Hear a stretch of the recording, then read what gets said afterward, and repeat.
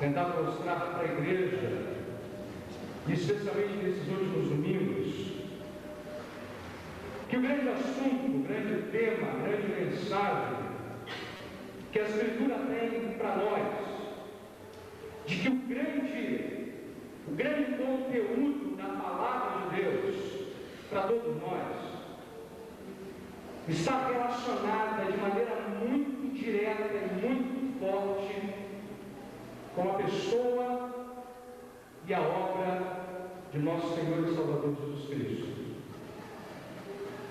Meus amados, o grande tema que a Escritura tem para nós é nos fazer enxergar da única maneira correta quem foi esse homem que esteve entre nós, que mensagem ele veio nos trazer, e que obra ele veio consumar, realizar em prol da humanidade. Hoje nós estaremos, daqui a alguns instantes, realizando um dos cerimoniais do memorial que foi deixado por ele, para os seus discípulos. Ele, um pouco antes, na noite que foi traído, reuniu os seus discípulos e disse: olha, vocês devem, toda vez que se reunirem, comerem pão e beberem vinho na minha presença, e façam isso sempre em memória de mim, para que vocês nunca esqueçam, nunca deixem de guardar com firmeza em seus corações aquilo que eu vim lhes ensinar e aquilo que eu vim fazer por vocês. Meus amados, não há ocasião mais oportuna, não há momento mais importante para mais uma vez olharmos com carinho, com atenção, com ouvidos atentos aquilo que a Escritura nos ensina sobre a obra de Jesus Cristo. Quero me convidar, antes da gente sentar à mesa para comer o pão e beber o vinho, refletir nessa noite por alguns instantes apenas acerca de Cristo como nosso grande sacerdote.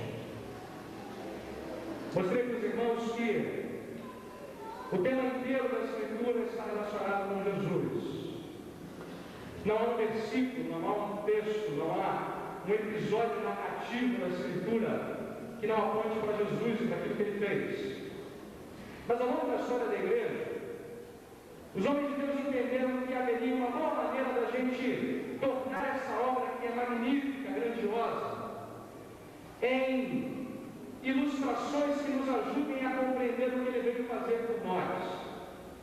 Disse aos irmãos que ao longo da história da igreja, preferiram separar a obra de Cristo em três grandes blocos, em três grandes ofícios. Cristo pode ser visto como profeta, e nós vimos isso na semana passada. Cristo pode ser visto como sacerdote, veremos isso hoje.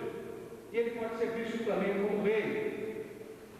Isso tudo apenas para que possamos compreender o seu papel fundamental de ser aquele que media, que é o caminho, que é o mediador entre nós e Deus. Como ele mesmo disse, eu sou o caminho, a verdade e a vida. E olha, sejam certos de uma coisa: ninguém vem ao Pai senão por mim. Hoje nós vamos olhar para a obra de Jesus, um sacerdote de pecadores. E para tanto eu quero que você abra a sua Bíblia, lá na carta de Paulo aos Coríntios, é um dos muitos textos que a gente poderia usar essa noite sobre esse tema, sobre esse assunto. Você verá comigo 2 Coríntios 5, dos versos 18 até o verso de número 21.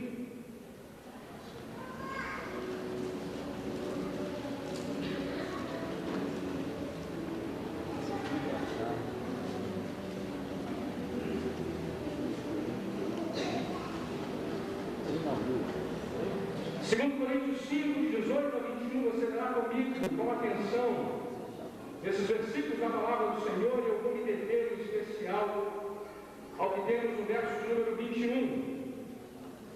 Quero desafiar você a abrir o texto bíblico e compartilhar também com aqueles amigos e irmãos que estão conosco, para que juntos possamos proceder à leitura da passagem da Escritura.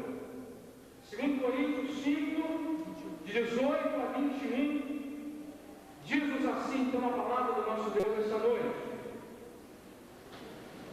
Ora, tudo provém de Deus, que nos reconciliou consigo mesmo por meio de Cristo, e nos deu o ministério da reconciliação, a saber, que Deus estava em Cristo reconciliando consigo o mundo, não imputando aos homens as suas transgressões, e nos confiou a palavra da reconciliação, de sorte que somos embaixadores de Cristo, como se Deus exortasse por nosso intermédio.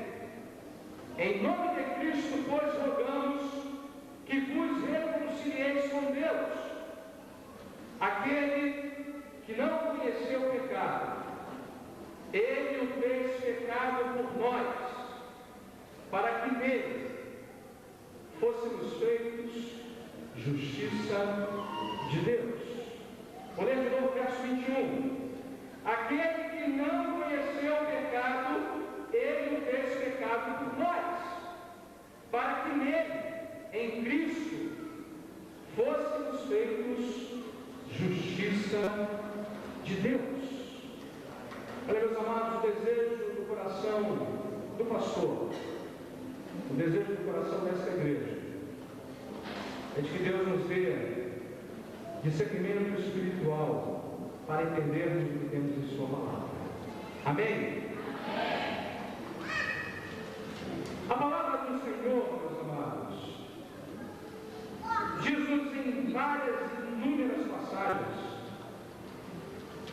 que Jesus é o nosso grande, insubstituível sacerdote.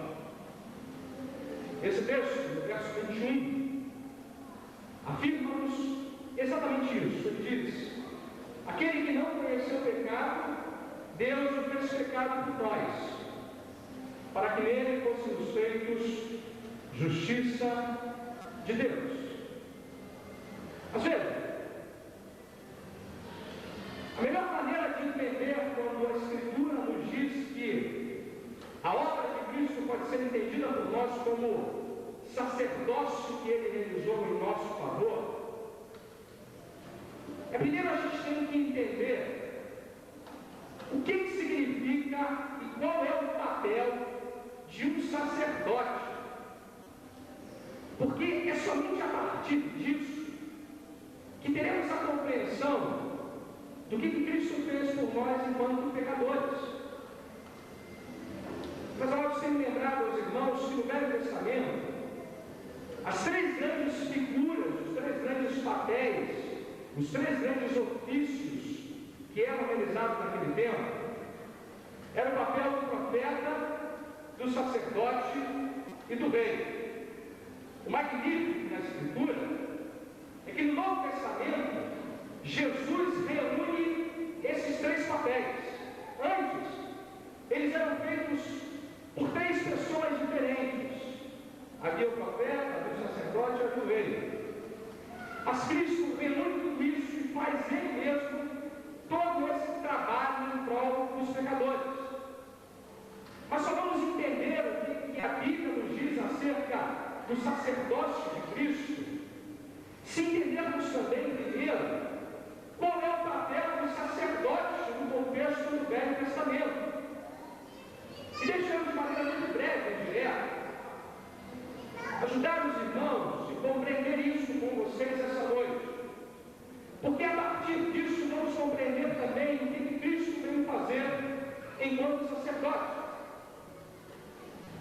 Se não vejamos, o excelente texto que nos ajuda a entender qual era a função, as atribuições e as qualidades que o sacerdote deveria ter, é aquilo que temos lá em Hebreus. Eu vou pedir que você mais uma vez abra a Escritura e vá agora para Hebreus, e leia de maneira muito rápida e breve comigo, no capítulo 5, os versos de 1 a 5, porque nesse texto nós vamos olhar bem de perto qual é a descrição da Escritura para o sacerdote. Hebreus 5, de 1 a 5, é um texto que a gente vai olhar e vai ver quais eram, por assim dizer, as atribuições desse grupo especial de homens.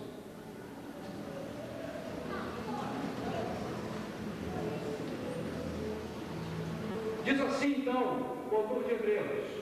Se não abrir o texto, não tem problema. Você pode ler, ouvir aqui a minha leitura, isso vai me ajudar a entender. Porque todo sumo sacerdote, sendo tomado dentre os homens, é constituído nas coisas concernentes a Deus, a favor dos homens, para oferecer tanto dons como sacrifícios pelos pecados. E é capaz de condoer-se dos ignorantes e dos que erram, pois também ele mesmo está rodeado de fraquezas. E por esta razão, deve oferecer sacrifícios pelos pecados tanto do povo como de si mesmo. Ninguém, pois, toma esta honra para si mesmo, senão quando chamado por Deus, como aconteceu com Arão. Vamos dar uma olhada nas informações que temos aqui acerca do sacerdote. Primeiro, o sacerdote é aquele que representa o povo diante de Deus.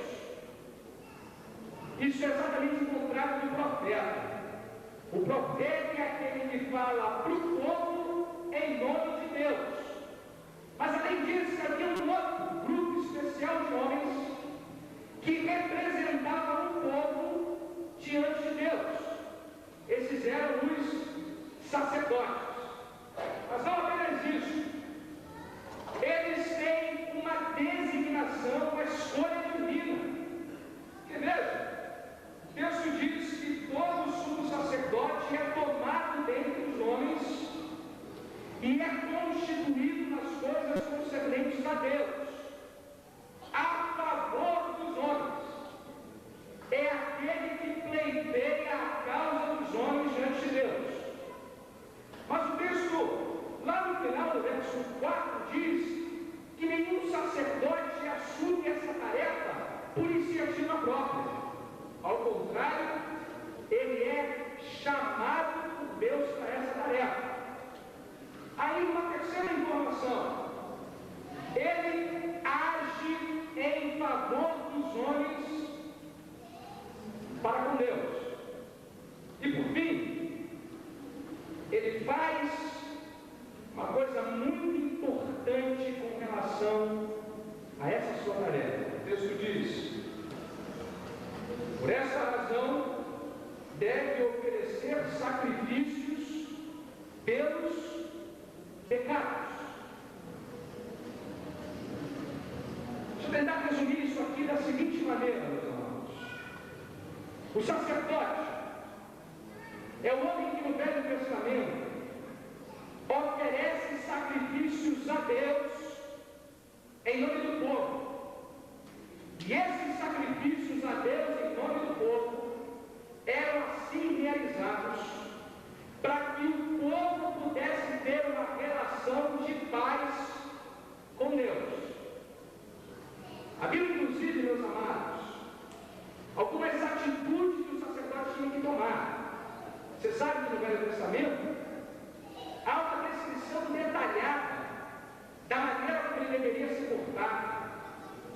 das roupas que ele deveria vestir, das palavras que ele deveria usar e da maneira que ele deveria oferecer o sacrifício.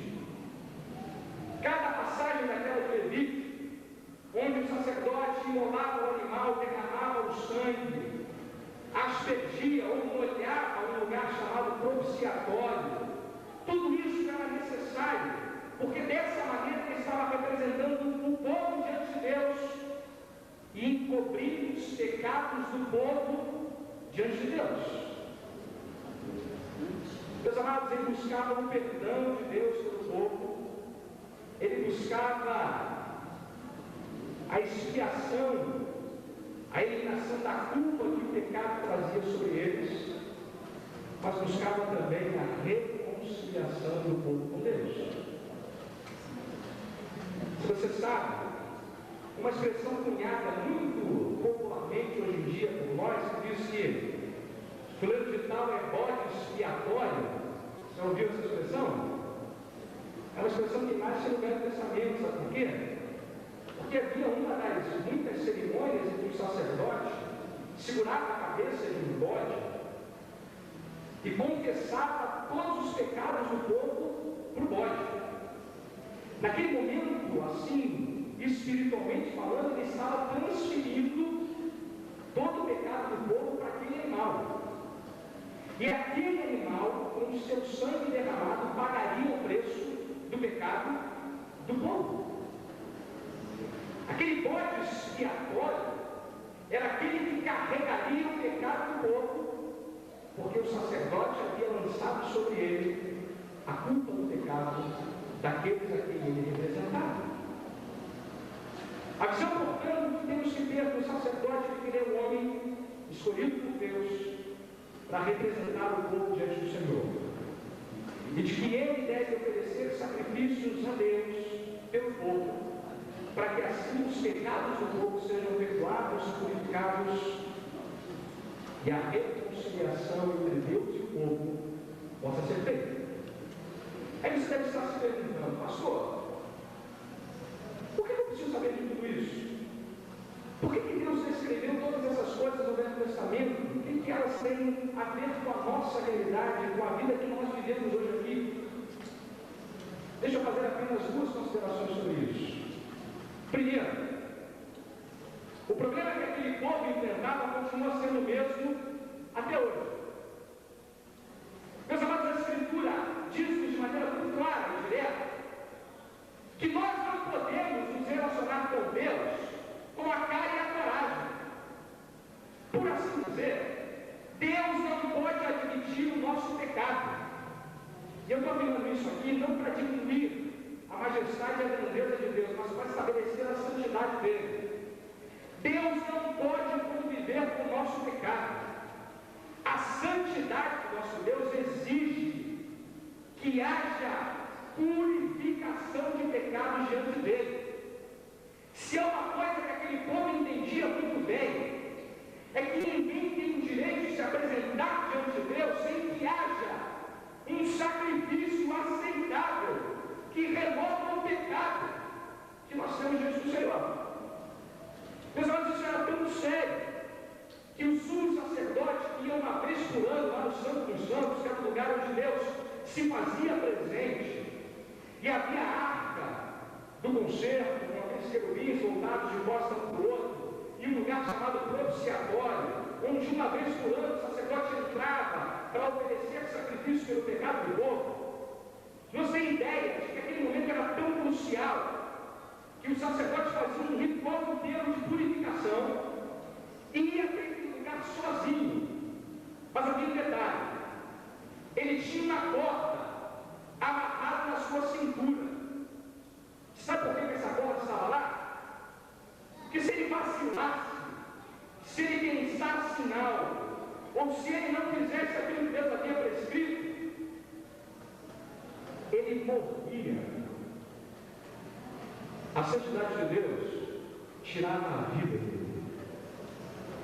Já parou para pensar como é que esse sacerdote ficava na noite anterior que ele tinha que entrar nesse lugar? E não poucas vezes eles iam para lá andando e voltavam fechados pela porta.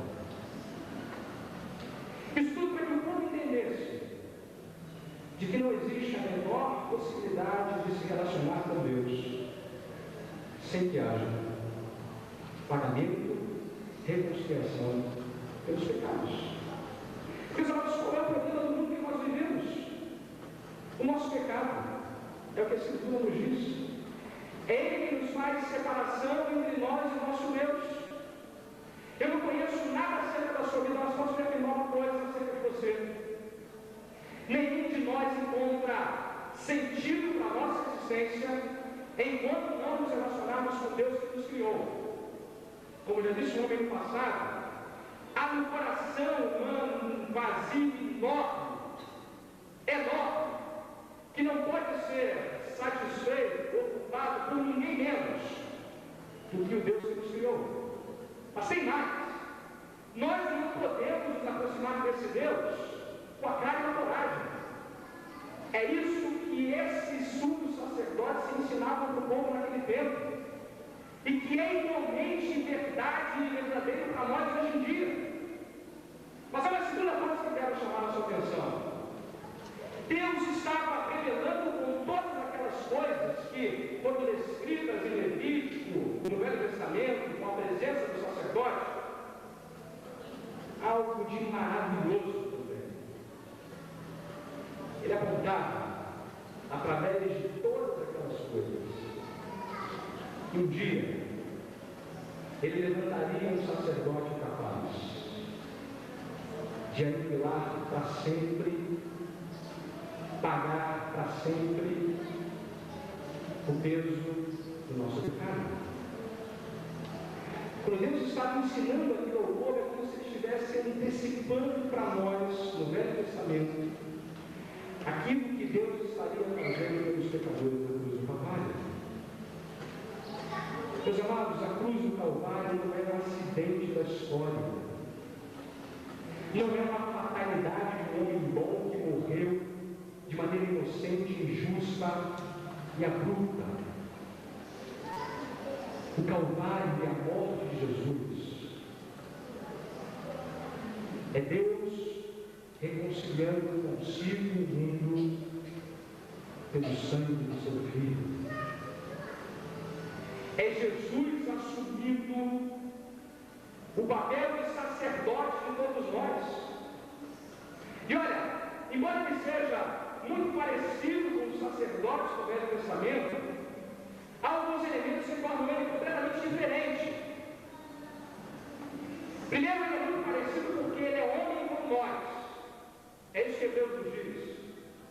Ele assumiu uma natureza como a nossa e é capaz de conhecer as nossas fraquezas porque é homem como nós.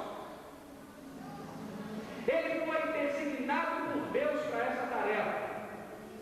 Mas não apenas isso. Existem dois elementos que tornam ele um sacerdote inigualável. Ele não conheceu o pecado. Eu falei para os irmãos que o sacerdote do Velho Testamento precisava fazer expiação pelo seu próprio pecado. E por isso ele não era capaz de resolver definitivamente o problema do pecado daquelas pessoas. Ele apenas representava temporariamente aquilo que seria resolvido definitivamente na cruz. Na cruz. Deus está, como diz o texto lá de Coríntios, fazendo o seu Filho que não tem pecado assumir todo o nosso pecado. Lá na cruz, meus amados, Jesus está assumindo o pecado de todos os pecadores que creem nele. Ele está, por assim dizer, trazendo para si toda a maldade que é nossa. Está, por assim dizer, assumindo sobre si mesmo toda a nossa maldade.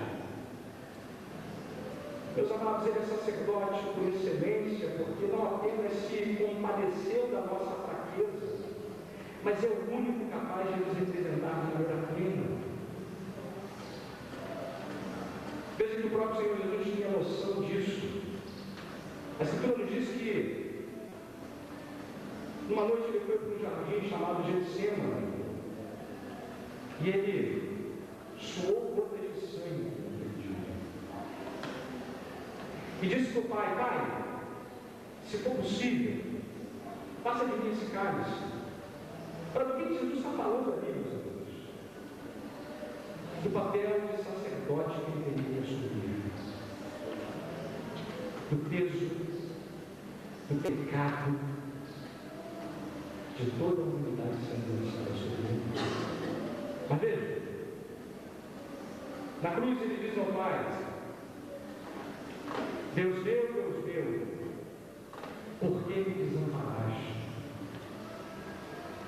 Ali Jesus ficou sozinho, e só ele carregou sobre si toda a nossa maldade.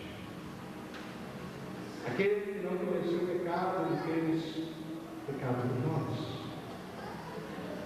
Ele, ao contrário dos sacerdotes do Velho Testamento, não tinha uma oferta, um animal para oferecer.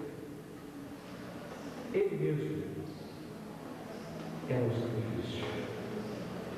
O seu próprio sangue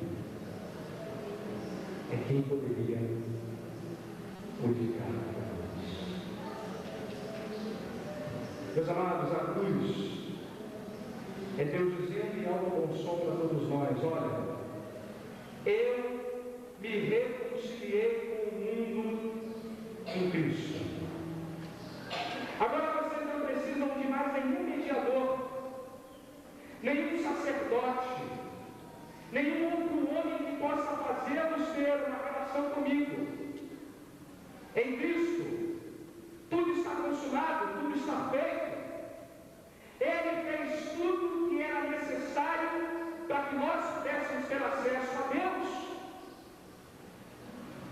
E tudo que nós mais necessitamos é encontrar essa vida. A mensagem do Evangelho nos diz que se confessarmos os pecados, Ele é fiel e justo para nos perdoar os pecados e nos purificar de toda injustiça. Ele é o único que pode, de verdade, dar segurança a pecadores, porque só Ele e ninguém mais assumiu sobre si o ofício de sacerdote, daquele que é a ponte, o caminho que nos leva aos céus. Meus amados, é por isso que nós comemos do pão e bebemos do vinho, porque não confiamos em nós mesmos, não confiamos na nossa bondade, não confiamos na nossa boa performance, mas confiamos naquele que assumiu a natureza humana, viveu entre pecadores, verteu o seu sangue, para que por ele tivéssemos acesso a Deus. Essa é uma coisa que eu quero dizer a você que está conosco essa noite. É que não me importa, eu vou dizer isso aqui porque eu sei que muitas vezes o pecado, o diabo e o mundo nos engana quanto a esse ponto. Não importa a maldade, a gravidade, o erro, o pecado que você cometeu contra o Senhor, isso não é algo imperdoável. O diabo escraviza em muitas ocasiões muitos de nós, porque nos leva a entender que nós não temos nenhum merecimento para essa graça que nos alcançou, que é verdade, isso não tem mérito nenhum, não. Mas veja, esse sacerdote que Jesus é, perdoa qualquer pecador. Não importa se você já foi lá no inferno, não importa que grau de maldade você se encontra. A mensagem do Evangelho é simples e clara. Ela nos diz: olha, creia que esse sacerdote é capaz de reconciliá-lo com o Deus que te criou. E você não se decepcionará, porque Ele nos garante que jamais lançará fora todo aquele que foi até Ele. Ele nos garante que há vida em abundância para todos aqueles que reconhecem que necessitam da sua obra em suas vidas e que dependem exclusivamente daquilo que Ele fez na cruz do Calvário. Mas não pense que você pode entender isso com a sua mente. Não. Deus precisa revelar isso ao seu coração de maneira espiritual. E eu peço de verdade que você não se canse em pedir ao Senhor Jesus que revele a você a grandeza da obra que Ele realizou por nós pecadores. Que Ele possa revelar ao teu coração o quanto você precisa comer do pão e beber do vinho na presença dEle. E de como isso é imprescindível para cada um de nós. Sem mais demoras, meus amados, a gente vai estar nessa noite sentando à mesa com o Senhor Jesus. E eu quero convidar todos os irmãos, membros de igrejas que já puderam professar através do batismo a sua fé pública no nosso sacerdote, o Senhor Jesus Cristo. A todos aqueles que essa noite é cristão e que podem mais uma vez comer do pão e beber do vinho, com corações gratos ao Senhor, porque bendito seja o Cordeiro que por nós na cruz padeceu, bendito seja o seu sangue que por nós pecadores verteu. Esse sangue que nos faz algo, mais algo do que a neve. Esse sangue que purifica pecados e que nos dá acesso a Deus.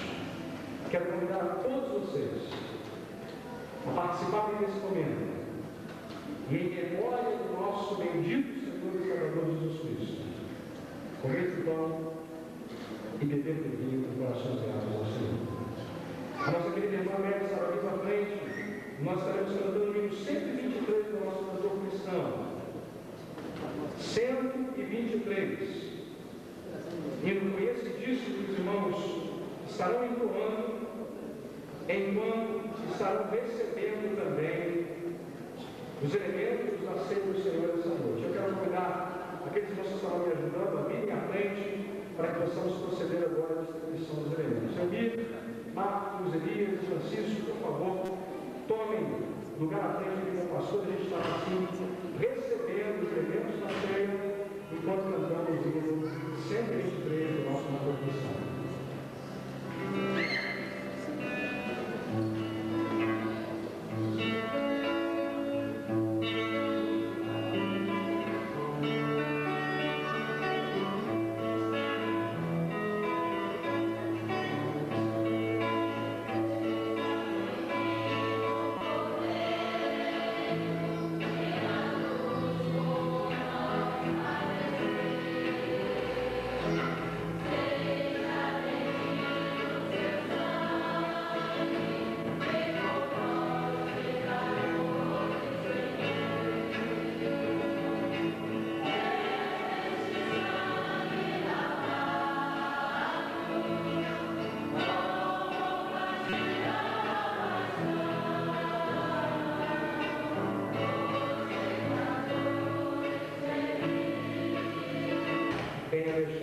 Receber os elementos da ceia do Senhor. Lá atrás eu pedi aos irmãos Elias e Elmir, por favor, sigam aquele irmão que está lá atrás, ali, ó, à esquerda, perto da irmã Marilene. Levante a mão, por favor. Lá, nossa irmã Fátima. Alguém mais, meus amados, que ainda não tenha recebido? Eu miro aqui à frente também o Sérgio e a nossa irmã Amélia. Por favor, Sérgio e Amélia, aqui, eu miro.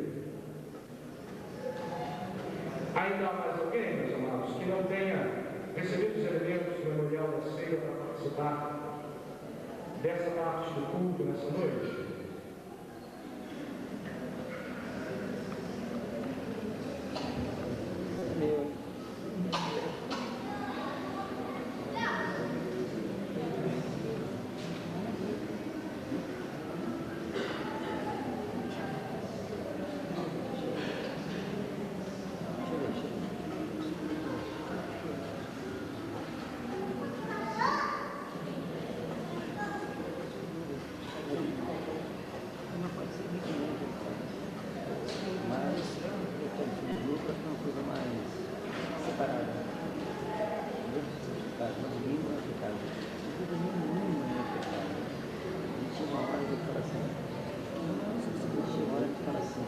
Meus amados, comer esse pão e beber esse vinho nesta noite é reconhecer que Jesus é o nosso sacerdote, de que nele nós temos encontrado perdão, purificação de pecados. E nós que éramos inimigos, que estávamos distantes desse Deus maravilhoso, nós que estávamos escravos dos nossos pecados, nós que sequer entendíamos essa mensagem, agora podemos, com corações gratos, render a Ele o nosso louvor e dizer que sem a obra sacerdotal de Cristo, sem o sangue e a vida que Ele derramou, nós estaremos para sempre perdidos. Portanto, em memória do Senhor Jesus e para a glória do nome dele, com fé, comamos o pão e bebamos o cálice.